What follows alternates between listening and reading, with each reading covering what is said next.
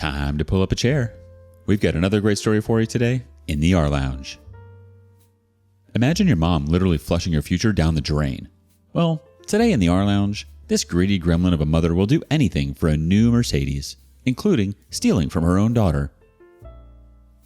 My wife stole our daughter's college money to fund her shopping addiction and wants me to take the blame. I'm stuck in between a rock and a hard place and I don't know what to do. And the problem is I can't discuss this with anyone I'm close with for privacy reasons. I've been with my wife Andrea, 48 female, and my stepdaughter, Cassie, 17 female, for 8 years now. I love them both to death. But Cassie is a very brilliant young woman. Recognizing her potential, me and Andrea decided to put together a college fund for Cassie so she wouldn't be crushed by debt. Over the years, it has amounted to over $200,000. Cassie is aware of this and is banking on it since she's trying to get into the Ivy League. To make a long story short, last week, I found out that almost $170,000 of the money was missing from the account. I freaked the F out and asked Andrea if she knew anything about it. She teared up and said that she had been spending the money over the years to fund her spending habit. I was furious, but I had a moment of clarity. I've browsed these subs enough to know that an affair was possible, so I asked her if she was having one. She adamantly denied it and offered any proof I needed. Social media accounts, emails, her work phone, everything. She offered to show me the receipts as well. There was nothing that popped out as suspicious, and the math from the receipts added up as well, so I let it go. But we still had the major problem of the money being gone. She described herself as a shopping addict, and the money from Cassie's account was just too tempting not to use. She didn't make excuses, but offered no solutions. As stated before, I was beyond furious. She ruined Cassie's chances at going to college debt-free and has changed the trajectory of her whole life. I had asked her to stay with her sister while I tried to figure this out. Cassie was concerned about why she was leaving, but we just said we needed a little bit of space. I asked Andrea to come back home yesterday and we had an extremely long discussion about how to handle this. She stopped me from talking and asked a favor of me. She asked if I could take the fall for her. For context, her and Cassie don't get along for a variety of reasons, and knowing how independent Cassie is, she will probably leave right after college, if not during. In fact, me and Cassie get along very well and she comes to me for a lot of her issues. Andrea fears this will permanently drive Cassie away and she doesn't want to lose her. I told her that before we even talk about that, she needed to acknowledge her mistake and own it. She needed to go to individual therapy. We needed couples counseling. She needed to find a shopaholic support group and that I would be controlling the finances from now on. She said those terms were steep but fair. I said she needed to tell Cassie what she did, apologize, and hope for the best. She refused and said she could never lose Cassie. She said I could survive the mistake, but she couldn't. I told her that in order to even consider me taking the fall, she needs to agree to my terms. I don't know what the hell to do. The last thing I want to do is lie to Cassie, but I don't want Andrea and Cassie to split up forever. And the worst part about this whole thing is that Cassie's life is ruined either way. And I don't know how to replenish the money other than maybe borrowing from my 401k. Reddit, do you have any suggestions? Divorce is always an option, but I love Andrea despite her mistakes, and me dating at age 52 is next to impossible. Edit. After everyone in here knocked some sense into me, I realized I can't lie to Cassie. I love her too much and she deserves the absolute truth, no matter how ugly and hard it is. I will be talking to Andrea and telling her that we need to tell her the truth together as a condition of us staying together, or else I will initiate divorce proceedings and tell Cassie anyway. Also, as someone suggested, I don't need her trying to flip the script on me, so I'll record our interaction going forward. Thanks. Edit 2, same post, December 14th, 2022, the next day. I want to thank everyone here for really opening my eyes yesterday. You're all right. I need to put Cassie first, and like I said, I'll be telling the absolute truth. Even if she gets mad at me and disowns me, at least I'll know I did the right thing. In addition, I'm going to pay for her college myself. I can pull money from a couple of places, such as my retirement and inheritance, so it'll be okay. If I have to live a little frugally during retirement and work a few extra years, then so be it. Cassie is worth it. I honestly doubt her mother is going to sell her stuff, so that's why I'm taking this route. As for Andrea, I've been criticized for wanting to let Andrea off the hook, so to speak, but it's easy to say when really deep feelings aren't involved. That being said, I don't think I can stay with her. What she did is horrendous, and she ruined our daughter's future for her addiction. We had a long discussion late last night, and I threatened divorce unless she told Cassie the truth. She begged me not to do this, but I put my foot down. And eventually, she agreed, but only if I agreed not to divorce, and I helped to repair their relationship. I likely won't be doing either. She made her bed so she could sleep in it. So if I have to update, I'll probably just make a whole new post. Thanks a lot, guys. Now let's look into some relevant comments. How could you not have noticed? Weren't you getting a 1099 and noticed less interest? To answer your question, I had really nothing to do with the account other than contributing money. I just took her word for it. She showed me statements from time to time, so I had no reason to suspect anything. Plus, we have separate finances, except for a joint account for household expenditures and bills. Although Cassie is my daughter, officially I'm only stepdad, so Andrea handles all matters related to her finances unless Cassie asks me for something directly. Also, I wasn't the lone contributor. Her grandparents on both sides contributed, as well as my own parents. I only discovered what was going on when my wife left a statement out in the open. I'm now believing she simply pocketed whatever money she got and doctored the statements. I knew the amount that was supposed to be there because a lot of the money came in the beginning. Her grandparents initially contributed $75,000, mine contributed another $30,000, and the amount that I added over the years. Don't take from your savings to pay Cassie back. Take from your wife's. I asked her to take money from her account to pay her back. She said protecting her retirement is important to her and that she could take out a loan since her credit is excellent. Surprisingly enough, she doesn't run up her credit cards. Now I know how. Also, I'm hesitant to do this. I understand everyone wants her to fry for this, and I do too. However, if I'm to stay with Andrea, I don't want her to have to continue working until she's dead. I would like to enjoy our retirement together. My retirement is very healthy, plus I have a few investments and an inheritance. I could survive the hit. The most important thing is that Cassie gets to go to whatever school it is she wants and not have to worry about it. The comments are right. I'm not letting Andrea off the hook. She's going to pay for this, and she will be telling Cassie. Why Andrea and Cassie don't get along. Andrea is a widow, and Cassie took the death of her father very hard since she was so young. According to Andrea, a lot of their problem started there out of grief and anger. Then Cassie grew up, and she's developed it into a bit of tomboy. Andrea is a kind of a girly girl and doesn't relate to Cassie dressing up tomboyish. They don't agree on much. Cassie wants to be a physicist. Andrea wants her to do something that has more money-making potential. Plus, there's usually teenage daughter and mother strife. They have screaming matches that I have to intervene in. Absolutely, you need to do the right thing and tell the truth. Cassie deserves that. It's not up to you to take the fall. Andrea made her bed and now she has to lie in it. She should have thought how her choices were going to affect Cassie before she decided to take money out of the account. And protecting her retirement is crucial, but messing with Cassie's future isn't? Technically, whatever money she has for her retirement isn't even hers anymore as she owes her daughter. Update, 17 December 2022. I want to start this by thanking everyone who replied to me in the original post. You all showed me tough love and I appreciate that. I appreciate those who were calling me a doormat because, like I said in a previous post, it woke me up. I won't be staying with Andrea. She's lied and manipulated me and Cassie for far too long for me to stay with her. The fact that she stole from me, Cassie, and Cassie's grandparents makes this as close to unforgivable as it gets. The most wrong party here is Cassie. She has an amazing future ahead of her, and I refuse to let her future go to waste because my wife made such selfish choices. Also, I'd like to take the time to answer some common questions, some of which I answered in the original post, but I'll post again here so everyone can see it. 1. Over half the money in the account came from Cassie's grandparents, aka Andrea's parents, Cassie's bio dad's parents, and my parents, whom she also calls grandparents. The money came in the beginning, which is why I knew how much was supposed to be in there. 2. I never handled the account. Although I claim Cassie as my daughter, she is only my stepdaughter officially. As such, her mother handles all financial matters related to her. I simply give her money to put in the account, and she shows me, probably doctored, statements. My belief is that she pocketed the cash whenever I gave her money. 3. I did notice all the stuff she was buying. She claimed that they were either on sale or because she got a work bonus. She makes a very good living and I thought was responsible with money, so I said, alright. I did ask her why she needed so many Christian Louboutin shoes. Forgive me, I'm not a fashion person. She shrugged it off. And although people can't wrap their heads around it, it's very easy to spend $170,000. A large chunk of the money went to buy a Mercedes, which I thought was a lease. She had a 7-year-old Lexus that, according to her friends were laughing at. Keeping up appearances for her wealthy friends is very important to her. 5. Cassie and Andrea do not get along for a variety of reasons. Allegedly, Cassie takes a lot after her deceased father and Andrea can't relate to her at all. Or maybe doesn't try hard enough. Cassie much prefers me to talk to.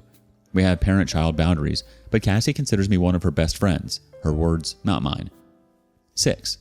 I realized taking the fall was her manipulating me, plus it would have opened me up to a crap ton of consequences that I don't need to deal with. Plus, honesty is always the best policy. 7. I wasn't thinking properly in my last post and was afraid to be alone and single. I guess I have some issues being alone that I need to address. Plus, I really do love Andrea. We connect in a very deep way, but I'm still divorcing her. Oddly enough, a comment that senior homes have chlamydia outbreaks for me laughing and made me realize that I could date again at this age. Plus, you guys gave me some very nice compliments, so thank you for those. After my final update on the original post, I talked to Andrea deep into the night. She went back and forth with me on admitting to Cassie what she did. She said that she, or even both of us, could get loans and take care of the money then. I said she had a problem and she needed to make amends, which was a talking point from here. When I threatened her with divorce, she agreed to tell her so long as I don't divorce her. I guess she's afraid of losing everything. That afternoon, we sat Cassie down and told her the facts. She thought we were just kidding at first, but when she realized we weren't kidding, she got extremely upset.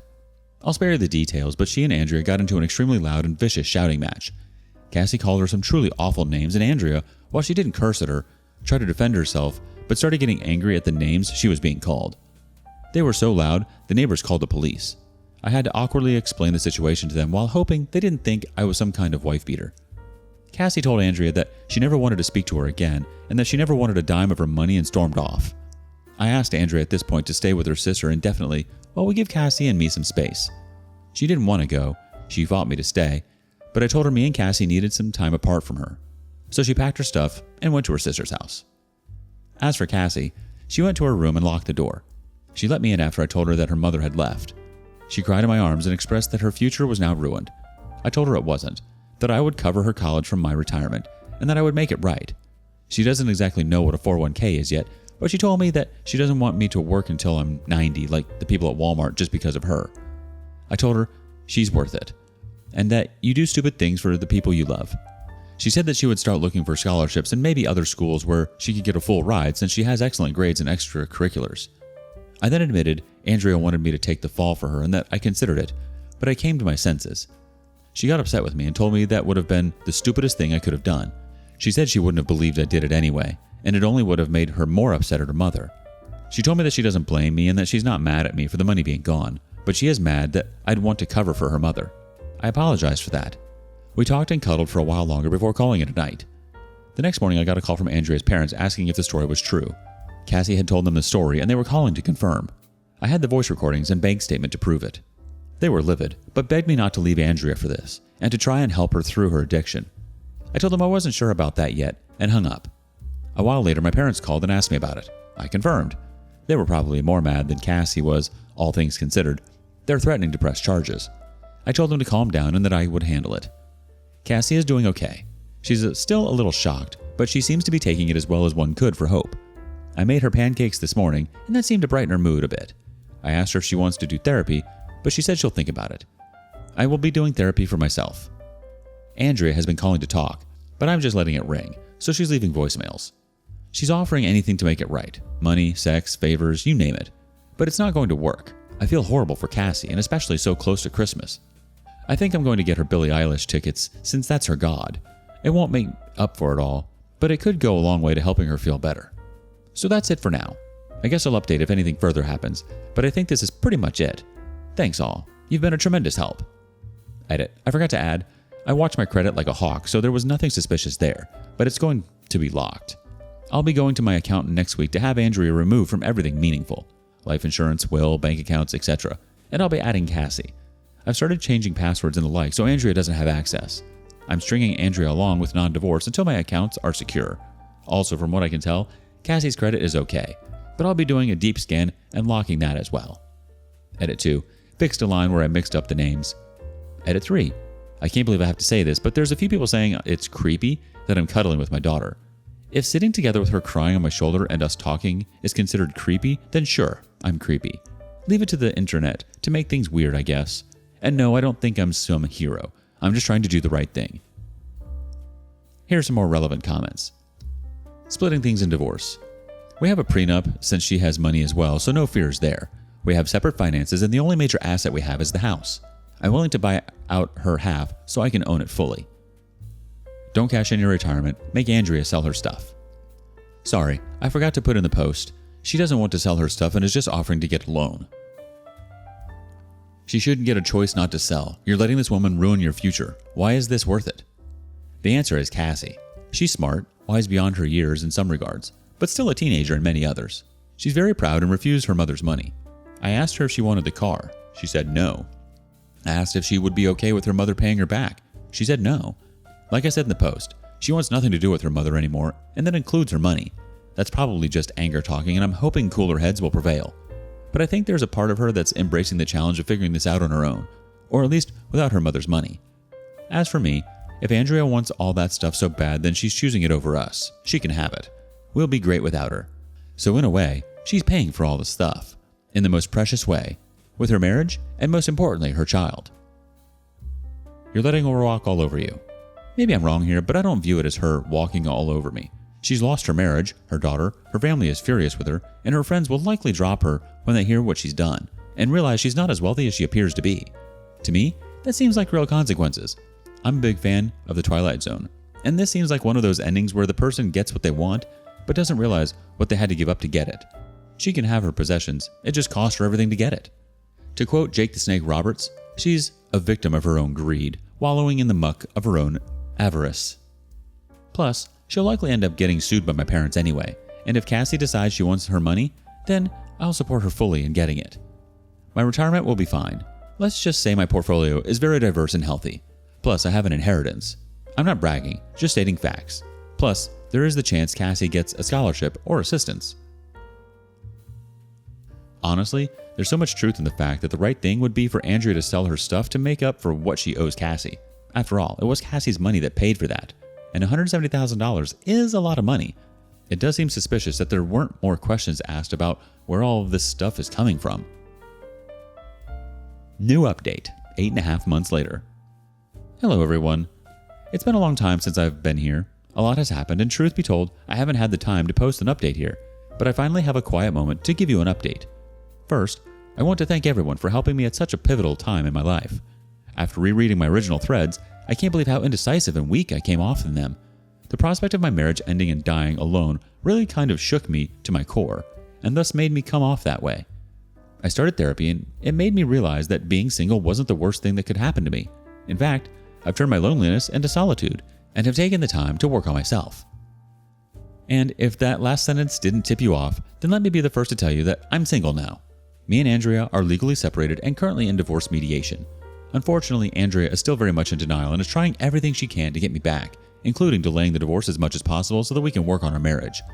She claims that she's begun seeing a therapist who's helped her see the problem she has and has gotten her on the path to recovery. I don't know if I buy it, but I told her it's a good thing if it's true.